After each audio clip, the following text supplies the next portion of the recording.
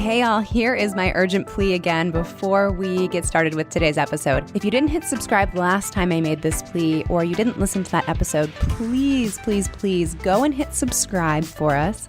Leave us a rating and review. Again, it makes such a huge difference in the algorithm showing everyone this content, which we think is so valuable and so important. So if you found any value in this show, if you listened to any of the episodes, if you've shared them with your friends, we would love nothing more than if you could go and subscribe today. It really makes such a huge difference, and we thank you so much in advance. Okay, let's get to today's show. I'm your host, Andrea Wien. You are listening to the Microbiome Report, powered by Biome Health. Today I'm talking to Eddie Stern. Eddie is a yoga teacher, author, and lecturer from New York City. He is also the yoga teacher for many of the stars that you know and love, including Madonna, Gwyneth Paltrow, Mike D, Lou Reed, and many more. But Eddie is also one of the most knowledgeable people I know about yoga philosophy, the backgrounds of yoga, and really how yoga comes together to create a whole lifestyle, not just the poses that you might think about when you think about yoga. So on this episode, we get into exactly what yoga is, if we can even define it in one episode, which is tough to do, as you'll hear, but also why yoga can help us increase our microbial diversity and function, how it can really benefit our gut health, and also what types of yoga are best suited to healing. Additionally, we talk a little bit about the yogic diet and the link between mindfulness and parasympathetic, that's the rest and digest state of being, and how that relates to microbiome health. This is an interesting episode, and we hope you enjoy it.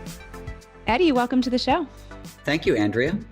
So I want to start by just getting some terminology out of the way and making sure everyone is on the same page. So I want you to talk through what is yoga. I think most people think about yoga and they only think about the physical act of doing different poses and exercise. So can you talk through exactly what yoga is? Well, I don't know if I can talk through exactly what yoga is, but I can give you the best of my understanding. There are a lot of different traditions of yoga in India, and I follow the tradition of Patanjali, which is probably one of the more well-known yoga traditions, I guess you could say. Patanjali was a sage who lived somewhere in the area of 400 CE, and codified the teachings of yoga that were existent up until that point. So there are a lot of different teachings in the Upanishads and in various sources, but they were disparate, and he put them together in a form called sutra, which is a particular type of literature in the Hindu tradition. And sutras are very short sentences or aphorisms. They're not even always complete sentences, and they're filled with lots of meaning that are elaborated on in commentaries.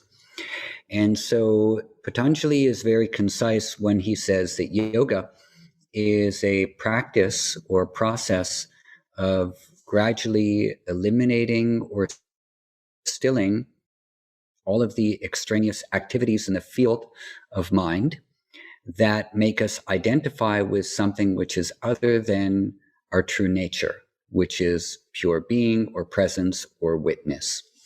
So that's basically, from a Patanjali perspective, what yoga is. It is the process and practice of eliminating all extraneous activities of the mind that are other than self, other than presence. And when that goal is accomplished, then you're said to be in a state of yoga, which is existing as in your true nature, as the self remains in the self alone, as it says in his text. And when we are not established in the self as the self alone, as awareness, then we identify with thoughts. And whatever is happening in the field of thoughts, that's what we identify with. And thoughts can mean emotions and feelings and memories and sensations and ideas and identities and narratives and all sorts of changing things, which bring us through the various ups and downs of lives, our highs and our lows, and the joys and sadnesses and the successes and the failures that we identify with and that we cling to. And the way that this process of elimination of all the extraneous activities are accomplished are through a couple of different types of practices. One practice is called Kriya Yoga, which means you do 3 different things to begin to thin or attenuate all that stuff. And those 3 things are practices that involve the physical body, such as postures and breathing practices, and restraints like trying to be nonviolent and trying to tell the truth and stuff like that. And then the next is the study of sacred texts, the repetition of mantras, and self-examination. And then the final one is surrender to God, or just surrender in general to the unknown. So this is called Kriya Yoga. These are the actions in yoga that help to lead to an attenuation of activity in the field of the mind. And then the next very popular approach is called Ashtanga Yoga, which are the 8 limbs of yoga that gradually lead you towards deeper and deeper states of absorption. So from Patanjali perspective, yoga is very much a practice of the mind, but our mind is not this thing which is limited to brain function or in our head. The mind is everywhere. The mind is a continuum with every part of our body. So by restraining the body, we also restrain the mind. By restraining the breath, we also restrain the mind. And so it's not just by trying to restrain our thought in a thinking or logical or intellectual type of a way, or through meditation do we control the mind. We also can access it through all of the different things that make up our being, which includes our body.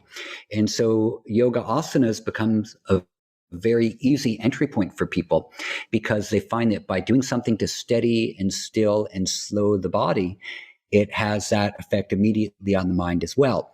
And then people think, oh, my mind and my body are now coming together at the same place. Actually, they always were in the same place. It's just we were so busy with other stuff that we forgot that they were a continuum.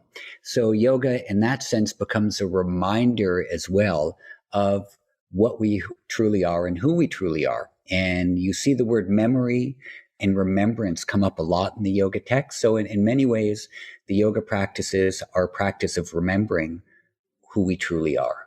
Now, is it accurate to say then for most people to remember that state of awareness that our mind and our body are one, that starting with the physical practice is an easier entry point? Is that why it's more popular? Yeah, for most people, it's an easier entry point.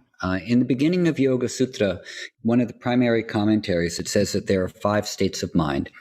One is a completely distracted state. Another is a completely, you could say, obsessed state of mind. And the third is a semi-distracted state where we can pay attention for a little while and then our mind wanders off, and then we notice it's wandered off and we pay attention again. This is the state of mind of most people. And for people with this state of mind, starting with asanas is a very good entry point, because it helps us to train the faculty of attention, which is part of us. There are a lesser amount of people who already have extremely good focus or concentration. They can go more directly into deeper practices without having to do things like asanas. So, but also, when you look at something, let's take TM meditation. This is an extremely popular meditation style or method. And when you meditate, you also have to sit in a posture. You have to sit either on a chair or sit on the ground. So you are doing something with your body to restrain your body for a certain amount of time. So not all of the asanas need to be moving asanas. They don't all need to be headstands or sun salutations or forward bends. They can also simply be things like sitting down and not moving for 20 minutes. That's also doing a yoga asana. Okay, that's helpful. So when we start to think about a healing journey, or just generally when we look at gut health or microbiome health, how does yoga start to infiltrate that? How do we start to be able to improve or come into more alignment with our gut health? One of the suggestions of the yoga traditions is that we need to be careful about the foods that we eat, and that the foods we eat are going to contribute to our state of mind, and our state of mind is going to contribute to the strength of our ability to remember. There's a verse in one of the Upanishads that says, Ahara Shuddhau Sattva Shuddhihi, Sattva Shuddhau Dhruva Smritihi, which means if your food is pure, then your mind is pure and clean. And if the mind is pure and clean, or filled with brightness, then your memory will be strong as well. And if your memory is strong, then you can move towards true knowledge. So the yogis had all sorts of different types of diets depending on the tradition that you follow. And most of them involve foods that are really easy to digest. In the Ayurvedic traditions, they say it's not so much what you eat, but it's what you can digest. And even if you're eating foods that everyone says are the most healthiest of foods, if you can't digest them, then they're not of much use to you. They can even be toxic for you. The yoga system is very concerned with health starting in the digestive system.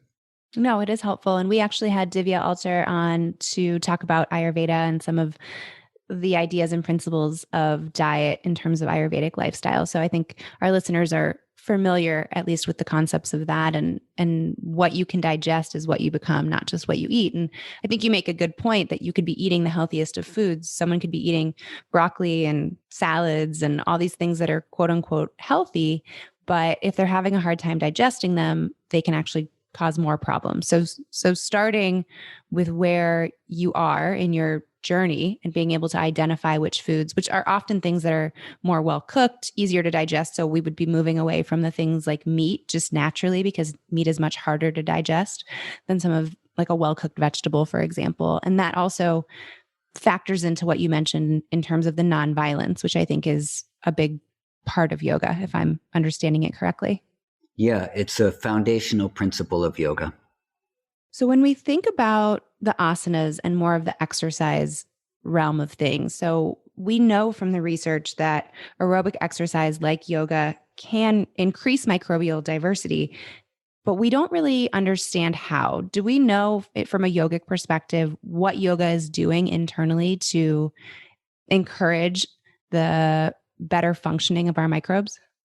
Just to back up slightly, I don't think yoga qualifies as an aerobic practice because it doesn't really get your heart rate up high enough to be counted as aerobic.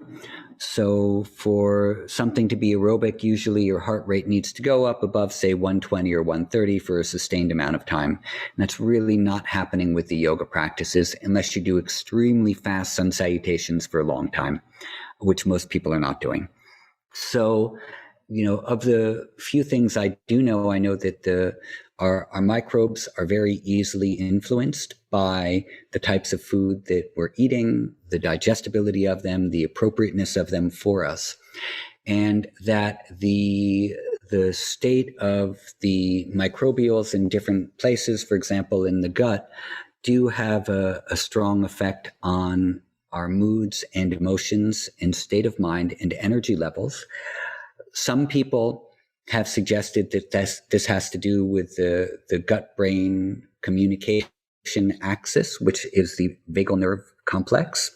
And so the gut is communicating with the brain through the vagal nerve complex and through the vagal afferents. And if the condition of the microbes in the gut are happy and healthy and being fed and being provided with a hospitable environment, the communication that's sent up to the brain is going to reflect that. And if the environment is being made hostile or unpleasant, then that will be communicated to the brain as well. The brain will process that information, send it back to the body, and the body will respond in the like manner.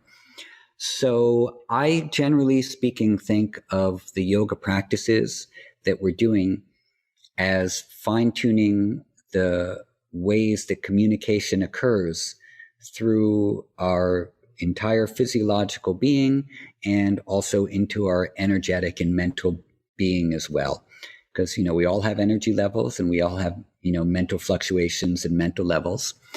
In yoga, they consider all these to be sort of separate bodies that are interlapping and overlapping with each other. You do one thing to one body and it's going to affect the other in the same type of a way. So, and the vagus nerve has drawn an increasing amount of attention over the past 10 to 20 years through the work of Dr. Tracy and Dr. Porges. Dr. Porges, Stephen Porges, who has suggested something called the polyvagal theory, which is very popular with yoga people and with scientists in general. It answers a lot of questions about how certain practices we're doing are creating these conditions of safety and communication inwardly that we can then transpose to outward relationship as well. So nobody from a scientific point of view knows all of these exact mechanisms yet, but there are a lot of really good ideas about how these things may be occurring.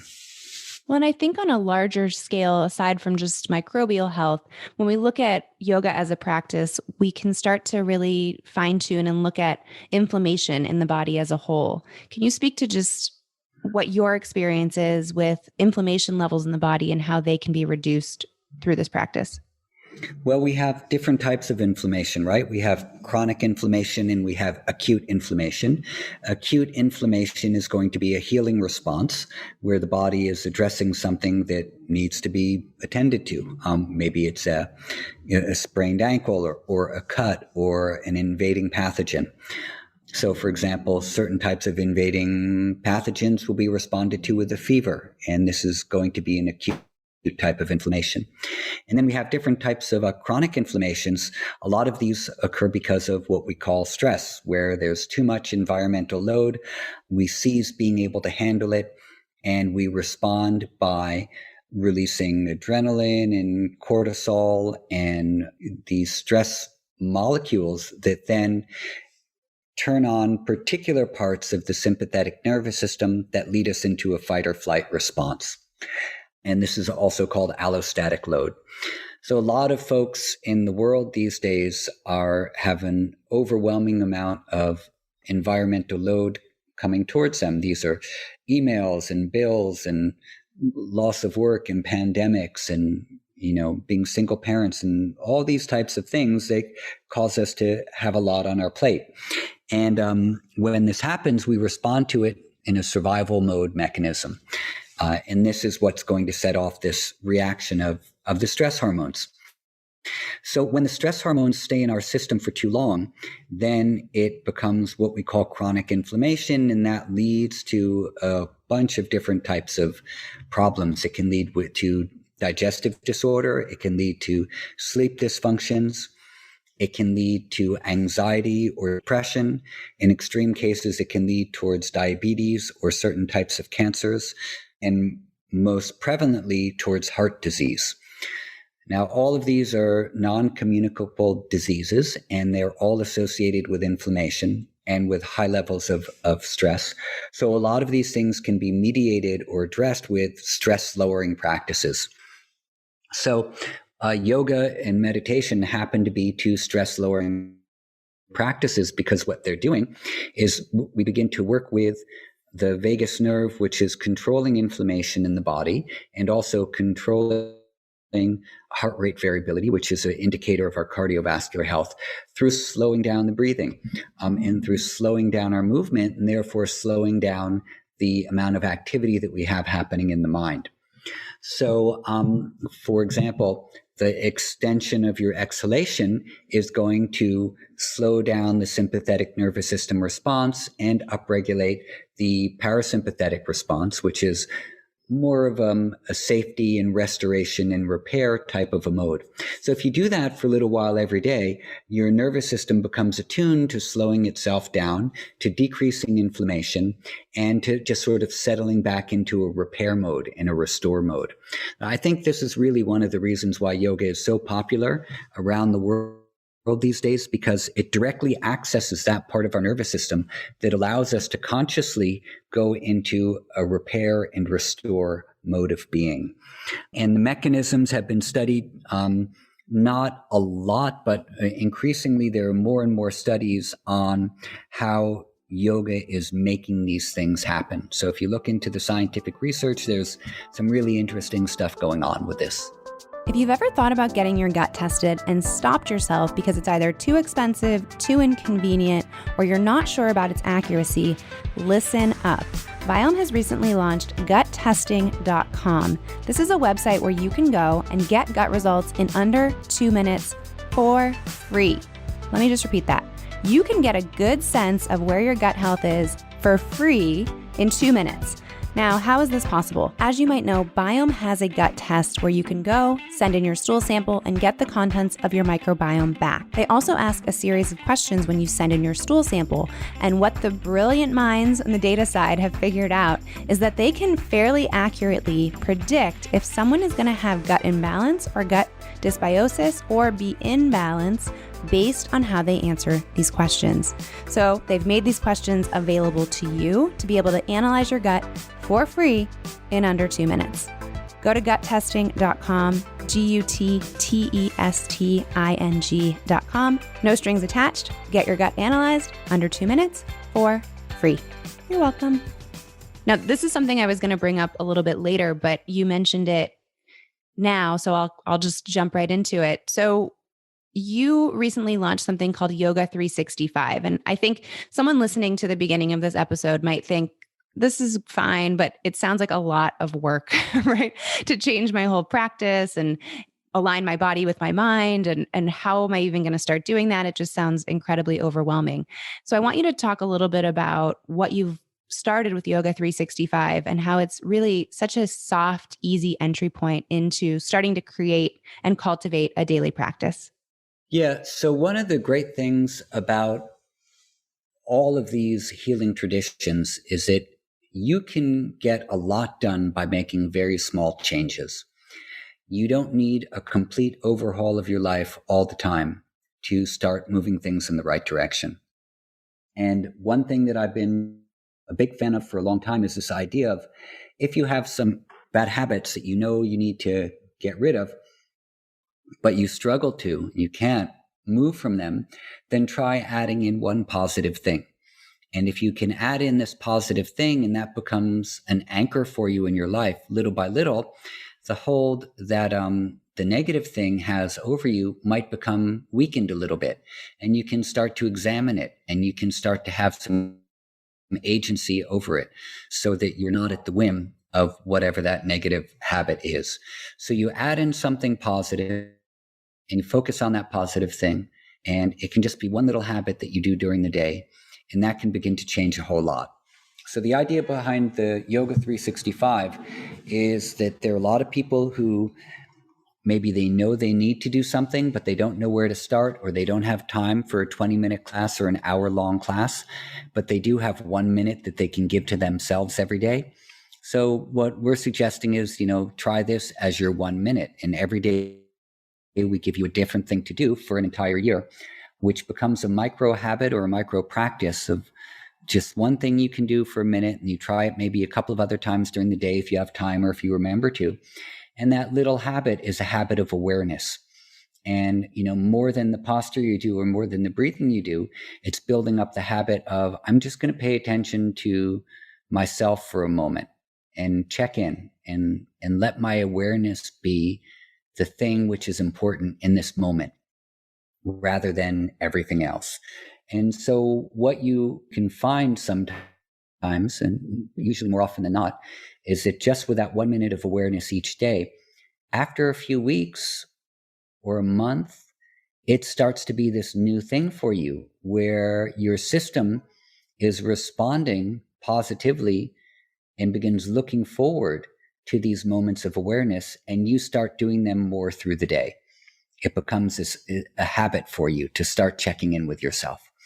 And so that's the idea behind the app. It's super beginner level. We have a lot of folks doing it who already have yoga practices. They're just interested to see what happens over the course of the year. But for the most part, it's geared towards people who need to do something, but they don't have time. First responders or healthcare workers or people with a lot of stress or very demanding jobs or lots of kids to take care of, et cetera, et cetera, et cetera. Those are the people we're trying to reach, the ones who can't make it to a yoga class. I've been poking around on the app a bit, and what I like is that each day you log in and it gives you that one video like you're talking about. You have a quick 1 to 3 minute, 4 minute video that is just so simple that anyone can find that time to do it. And then if you want to go deeper, you have all these other resources. But really, if you log in, it's not overwhelming. You have your one video for the day, and then you can go to more of the inspiration section if you want to see more talks with you or different practices. And you had this one quote, which I think is so great in the inspiration section, exactly what we're talking about. Every morning we are born again. What we do today is what matters most. And I think this applies really to all areas of life, not just starting a practice like this. It's something I talk about with my clients as well. Just because yesterday maybe you had some foods that you didn't want to be eating, especially around the holidays, a lot of people felt a lot of guilt around sugar and alcohol and all these things. And instead of using that as an excuse, well, I already ruined this week, so I'll just continue to make bad choices, you can actually take some ownership of it and say, well, today is a new day and I'm going to start again with my goals. So I loved that. And it really resonated when I read that quote in that section. Thank you. I'm glad you like the app. Yes, it's been great. It's been great to follow along. Awesome. So when we look at specific postures, specific asanas that could be helpful for digestion, can you give some of your favorite poses for people who might be struggling with something like constipation or diarrhea or just general wellness practices for digestive health? What are some of your favorite poses? Okay, so I've never noticed that there are any postures which are helpful for either constipation or diarrhea. Like, I know there are books that talk about constipation and you do this pose, that pose, or the other. I've had periods in my life where I was constipated. No amount of yoga ever helped me. So I don't know. I'm on the fence about that. Okay. But I'm not on the fence about overall health of the digestive system and yoga. That is for sure, real thing. So there are a lot of practices that you see in Hatha Yoga, like Nauli and Uddiyana Kriya and Ashwini Mudra. And all of these give great massages to the intestines, and they also are strengthening for the internal and external anal sphincter and for the colon. These are all really good practices, and I definitely notice that when I am regular with the practices of Nauli and Agnisara and all these types of things, that the quality of my bowel movements are better because it helps, with any sluggishness that might occur. But if you're severely constipated, I don't think those things are necessarily going to work. Either you need to change your diet or take psyllium seeds or drink more water or figure out what's going on.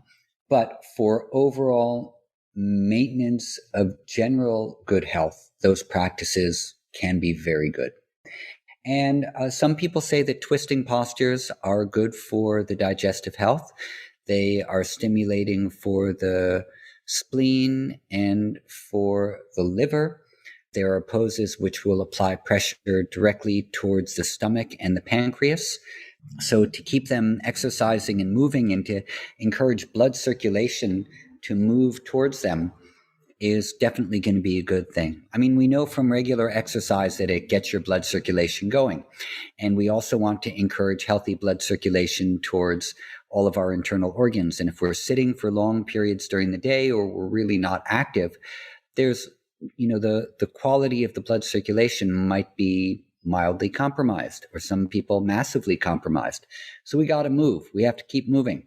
The things that are interesting about yoga postures is that you move in a lot of kind of strange ways. You're going to move in ways that you don't move in traditional Western type of calisthenics or aerobics. And the movements that they're doing seem to be targeted towards digestive health. For a lot of the twisting and a lot of the forward bending asanas, these are largely targeting the digestive organs. Now, you mentioned the blood system, but also yoga helps to pump the lymph, which doesn't have its own pump. So it can be helpful in removing waste products that way as well. Is that correct? Well, it can be, but the thing about the lymph is that it's sort of like jumping movements, which are going to keep the lymph moving. So if you're just doing static yoga asanas, it might not have such an effect on the lymph system.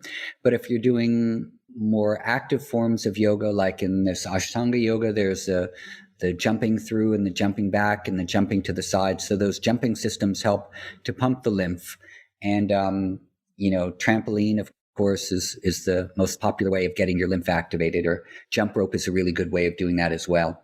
So, but static asanas doesn't really seem to be affecting the same mechanisms, which encourages lymphatic draining. Okay. From what I understand. Yeah, absolutely.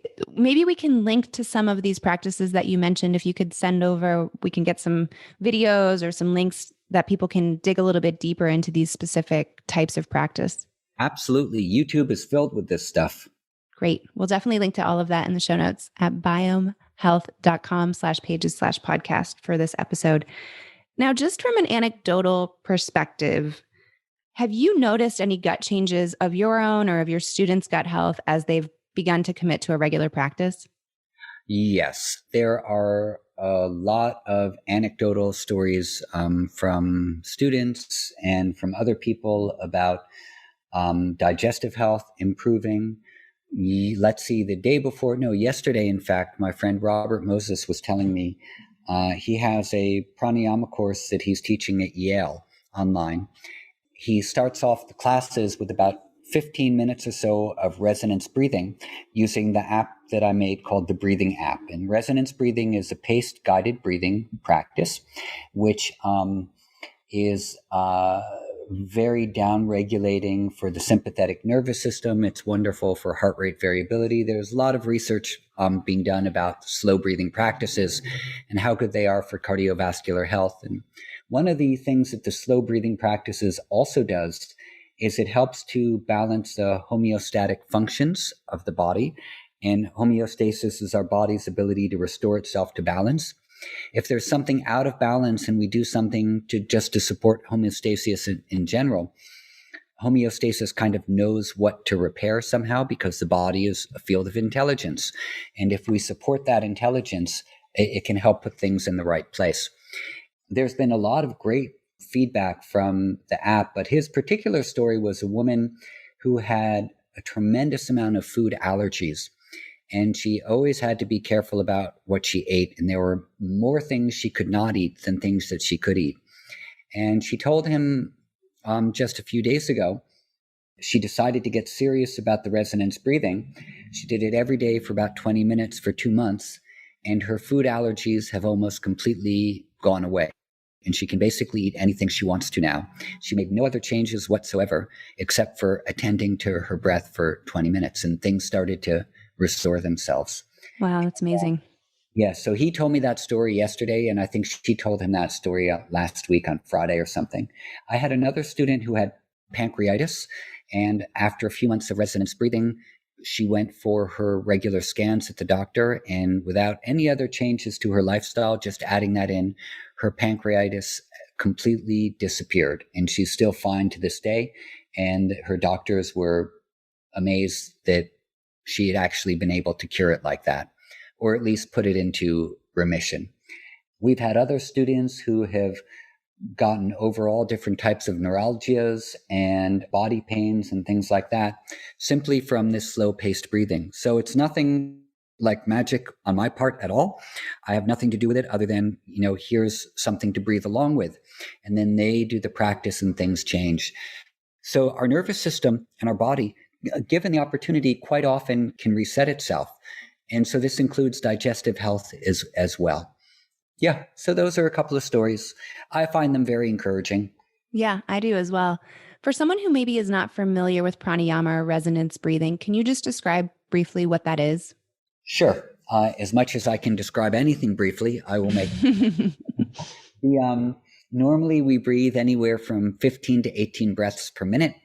Some people a little slower, maybe 12 to 14 breaths per minute. And the resonance breathing is when you slow your breath down to a cycle of 6 breaths per minute, which means you're inhaling for about 5 seconds and exhaling for 5 seconds. And sometimes you inhale for 6 and exhale for 6, and you're breathing at around 5 or 5.5 breaths per minute. So, but generally speaking, somewhere between 5.5 breaths per minute to 6 breaths per minute. So this is, roughly a third of what we normally breathe. Do you find in your own life that as you became more entrenched in the yoga tradition, that your regular breathing naturally slowed down, or is it still something that you have to think about? Um, I'm not too sure what my regular respiration rate is, but I think it's probably slowed down. Also, I do a lot of the resonance breathing practice, so my nervous system attunes itself to slowing down as well. However, we weren't really designed to be breathing at that rate all through the day. We were designed to breathe at whatever rate we normally go to, say anywhere from 12 or 14 to 18 breaths per minute. That is the rate that we breathe when we're active and, alert during the day. When we go to sleep at night, our breath will slow down a little bit slower than that. If nature had wanted us to always be breathing at 6 breaths per minute, that's how she would have designed us. But she didn't. So there's a reason for breathing faster at certain times as well. But what happens with resonance breathing is when you slow down to this 6 breaths per minute, or however many you decide it to be, 5.5 or 6 or 7, then your respiration and your heart rate variability and the signaling of the baroreceptors, which is these are nerves wrapped around our carotid arteries and other places as well that monitor blood pressure, they all come into the same synovial wave at the same time. They're all flowing in the same pattern. And normally these things, our respiration, our heart rate variability, and our blood pressure signaling, they're all kind of doing different things throughout the day. But when we bring them all into the same rhythm at the same time, it acts as kind of a reset for our stress mechanism. And then things begin to shift. So that's basically what resonance breathing is. Okay, that's helpful. Yeah, I've noticed just as my practice has progressed that I've just breathed differently. Maybe it's not slower, but just more deeply, where I think a lot of people are breathing, and I was certainly like this for a long time too, in the upper part of the chest. Whereas now I feel throughout the day that my breathing has moved lower. So more into my lower lungs and diaphragm area. Is that something that you've found as well? Yeah, that's really cool. That's happening to you. So, one thing I think that gets overlooked a lot in this discussion, and certainly through the past year has been very difficult for people, is the role of community in healing, and the role of community in yoga specifically is what I wanted to talk to you about. How critical is that piece of the puzzle? Well, there's something in the Hindu tradition called satsang, which means keeping the company of people who are interested in the same aspirations that you have towards truth or towards knowledge or knowing. And those communities are really important. They encourage us, they support us, they're there for us when times are hard. They spur us to go forward when we need a little bit of a push. So community is really important. Some people can go at it alone. They're just naturally like fine on their own, but we're social beings and we have evolved as social beings, and we need the right kind of people around us to keep us healthy and focused. In the yoga text, it says that one thing that you can do to make sure you succeed in your yoga practices is avoid people who are going to discourage you from doing your practices. And a sure way of failing in your yoga practices is to spend time with people who will discourage you from doing your practices or encourage you to go in directions that you know you shouldn't. So even in the yoga text, community is foundational. What has been your tie to community through all of this quarantining, and how have you maintained those connections with people when yoga studios are closed down and people aren't gathering as often? Well, in March, like every other yoga teacher in the world, I went onto Zoom, which is a platform I've actually been using for a long time, and also is a platform I've enjoyed using for a long time. And I just shifted my classes onto Zoom.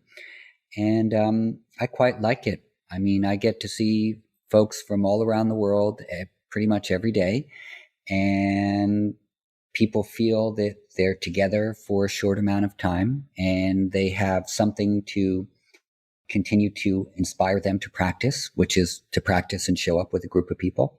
So overall, I think the yoga experience on Zoom has been very positive.